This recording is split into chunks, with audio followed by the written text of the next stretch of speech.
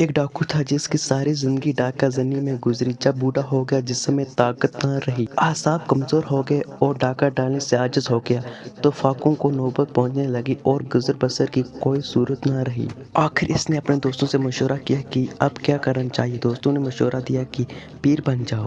سبز رنگ کا تہبند، سبز رنگ کا چوکا اور موٹے موٹے دانوں کی تسبیح اور ایک لمبا عصا لے کر کسی گاؤں کے باہر بیٹھ جاؤ اور یاد خدا میں مشغول رہو اور تصوف کی ایک کتاب مطالعہ میں رکھو اور جھاڑ پھونک شروع کرو۔ پھر دیکھو کیسی موج ہوتی ہے۔ پہننے کو کپڑے، کھانے کو طرح طرح کے کھانے، خدمت کے لیے ہمہ وقت خادم موجود ہوں گے اور زندگی راحت سے گزرے گی، کچھ کرنا بھی نہ پڑے گا۔ اس نے ایسا ہی کیا اور پیر بن کر کسی بستی کے باہر درخت کے نیچے بیٹھ گیا۔ چند روز تک لوگوں نے کوئی توجہ نہ دی، مگر ان کے مستقل قیام اور شغل عبادت نے ان کے ذہنوں میں ان کے بزرگ اور خدا رسیدہ ہونے کا خیال جما دیا۔ بستی میں کسی کا بچہ بیمار ہوا، دم کے لیے اس کے پاس آئے اور دم کرنے کی درخواست کی۔ اس نے دم کر دیا اور تعویذ لکھ دیا، بچہ تندرست ہو گیا۔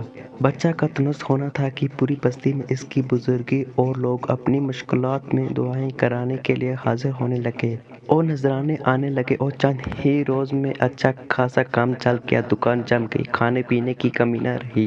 خدمت گار عقیدت مند ہر وقت حاضر باش رہنے لگے اور زندگی بڑے آرام سے گزرنے لگی۔ جب اس کی بزرگی کی شہرت دور دور ہوئی تو کچھ مخلص لوگ بھی اللہ کا نام اور اس کا راستہ دریافت کرنے حاضر ہوئے اور بیعت ہو گئے اور خلوص سے اللہ کی اطاعت کرنے لگے۔ اور یہ ڈاکو پیر ان کے اشکالات اور احوال کی اصلاح تصوف کی کتابوں کے ذریعے کرتا رہا، یہاں تک یہ سب اپنے وقت کے کامل ولی ہو گئے اور مراقبہ کے ذریعے ہر ایک کا مقام معلوم کرنے کے قابل ہو گئے۔ ایک روز ان سب نے سوچا اپنے حضرت کا مقام معلوم کرنا چاہیے، وہ کس مرتبہ پر ہیں۔ چنانچہ یہ سب کے سب مراقبہ میں بیٹھے اور دیر تک اپنے شیخ کا مقام دریافت کرتے رہے، مگر سر توڑ کوشش کے باوجود ان کے مقام تک رسائی نہ ہو سکی۔ آخر مراقبہ سے نکلے اور سب اپنے اس حرکت پر نادم ہوئے اور کہنے لگے، ہم سے سخت گستاخی ہوئی، ہم اس قابل کہاں کہ حضرت کا مقام معلوم کریں۔ حضرت کا مقام اتنا بلند ہے، ہم اس کے معلوم کرنے کے استاد ہی نہیں۔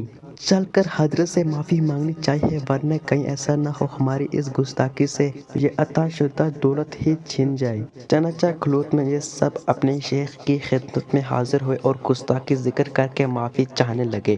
ڈاکو کی توبہ ساتھ کا وقت آ چکا تھا، فوراً اس کی آنکھوں میں آنسو بھر آئے اور ٹپ ٹپ نیچے گرنے لگے اور اس نے کہا کہ تم لوگ میرا مقام کہیں اعلیٰ علین میں تلاش کرتے رہو گے، میرا مقام تو کئی برے لوگوں میں ڈھونڈتے تو ملتا۔ میں ڈاکو ہوں، ساری زندگی ڈاکے زنی میں گزری۔ جب بوڑھا ہو گیا اور ڈاکہ ڈالنا بس میں نہ رہا تو زندگی گزارنے کے لیے منصوبی پیر بننے کا ڈھونگ رچایا۔ اللہ تعالیٰ نے آپ لوگوں کو آپ کے خلوص کی بدولت نواز دیا، ورنہ میری حقیقت اس سے زیادہ نہیں جو بیان کی۔ اور یہ کہہ کر پھوٹ پھوٹ کر رونے لگا اور کہا، میں آج صادق دل سے تمہارے سامنے اللہ سے توبہ کرتا ہوں، آپ حضرات بھی میرے لیے دعا کریں، اللہ پاک مجھے معاف کر دے اور میری توبہ قبول فرمائے۔ مرید نے جب اپنے شیخ کا یہ حال سنا، رنج و غم سے آنکھیں چینی نکل آئی اور وہ بھی سب رونے لگے اور دل سے اپنے شیخ کے لیے نہایت تڑپ کے ساتھ دعا کرنے لگے، جس پر وہ مریدوں کی برکت سے صحیح اللہ والا بن گیا۔